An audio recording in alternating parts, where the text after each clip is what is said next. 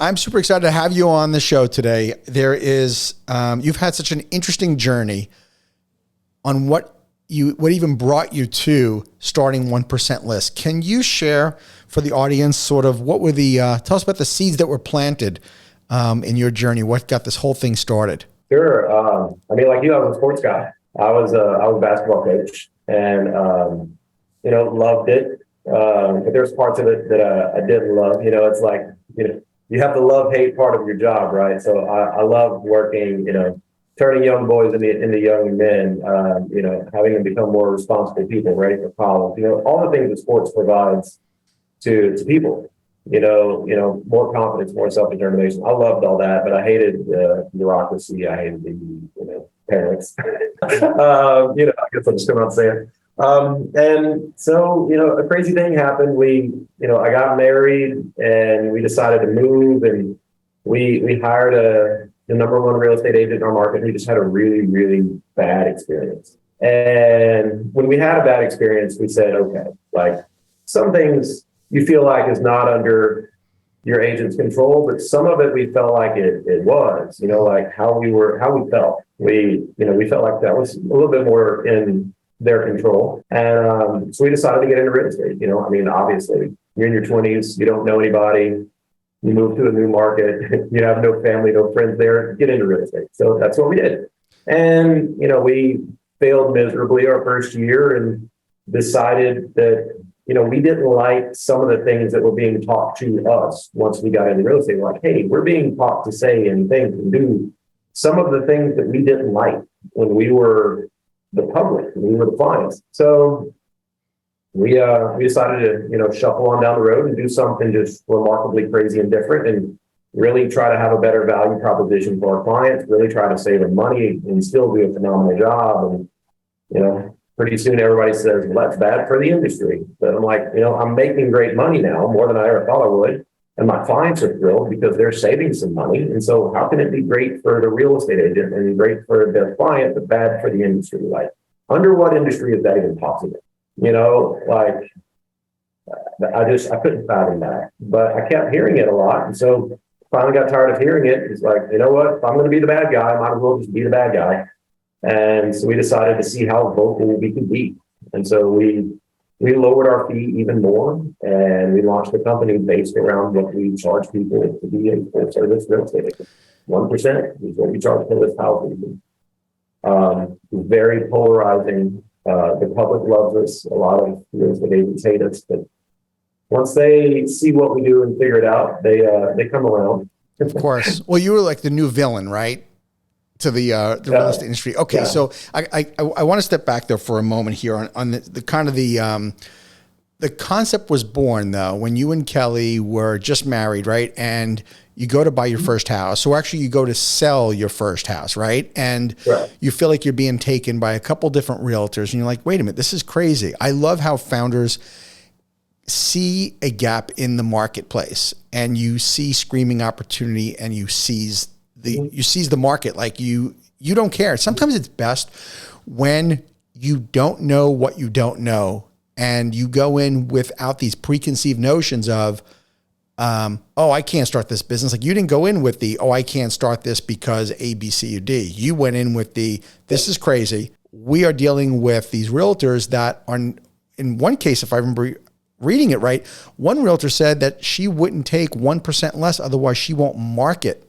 Yeah. That's crazy. That's basically what we were told. What we were told was, whenever we went to go sell that original house, we interviewed one agent who charged 5%, and we interviewed another agent who charged 6%. We were trying to understand, it's like, imagine if you're shopping for a Chevy versus a Cadillac. It's the same car, but one of them is way nicer than the other ones. And so it's like, if you ask, it's like, so why are you a Cadillac and not a Chevy? Because I see you're definitely charging Cadillac prices. And when when what you get back is not a list of accomplishments and successes and everything else, it's really just like a threat. That's when you're like, whoa, like, how is this okay? And then you start asking yourself, how are you the number one agent in the market and this is okay? And if you're the number one agent in this market and you find this strategy works, what the hell is with the industry that you're in, if that makes sense? Right. It's like, I don't know if I'm allowed to curse on this, but it's like, imagine if a department store came out and said, shop with us or you're an it's like, no, that doesn't work. That's not good marketing. That doesn't make people feel good. It makes me feel horrible. But that was what was said to us. And then whenever we got into the industry, we were taught to say the same thing that was said to us. And I was like, no, this is specifically why I got into it, was because I didn't want to be that. And I saw how successful that was. And I just said, man, imagine if we just started putting ourselves in our clients' shoes. And so that's really when we started to realize there was not a place out there that catered to what we wanted. There was not a brokerage that existed that focused on the client. They're focused on the real estate agent. And a lot of times the real estate agent and client, they want to think they're on the same side, but they're really not. When you hire a real estate coach, and that real estate coach, part of their job is teaching you how to pull more fees out of a client, I would argue you're not on team client. You know what I mean? Right. That's brilliant. What I love is that you put yourself in the customer's shoes, which as an entrepreneur, so many business owners, they just start breathing in their own fumes and they lose perspective of the actual customer experience. And your experience was born out of being the customer. That's all the premise of the whole business. But I'm sure that since our audience are folks that are looking at franchise opportunities, I would imagine that one of the questions people would say is, okay, I understand why customers would want to be a customer of the 1% list, right? But why would a broker or an agent, when they can get so much more money, why would they want to charge only 1%? Well, there's a couple of things that play there. First of all, we are the only industry that I know of where real estate agents value themselves based on what they charge, not what they make. Like, you're a sports guy. Let's say, I don't know, Patrick Mahomes signs a new contract.